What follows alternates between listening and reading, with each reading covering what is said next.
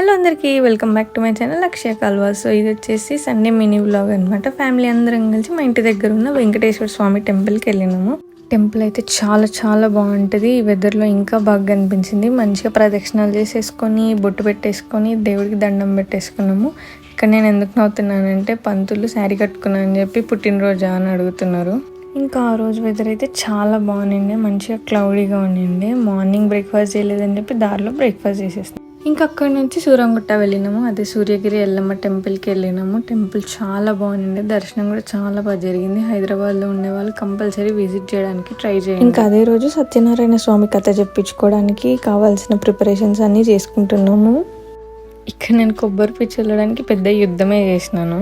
ఇంకా మమ్మీ పిలిచి కాలికి పసుపు పెట్టింది. సేమ్ యాదగిరి గుట్టలో ఎట్లయితే జరుగుతుందో ఇక్కడ కూడా అట్లాగే పంతులు గారు మైక్లో చెప్తుంటారు, అవి వింటూ ఫాలో అవుతూ పూజ చేసేసుకోవాలి. ఇక్కడైతే మమ్మీ నాకు కంకణం కడుతుంది. ఇంకా పూజ అయిపోయిన తర్వాత పూజారి దగ్గర బ్లెస్సింగ్స్ తీసేసుకున్నాం. ఇంకా అమ్మాయిల మిర్రర్ కనిపిస్తే అవుతామా చిన్న మిర్రర్ ఫోటో తీసుకొని ఇంటికి వచ్చేసినాము.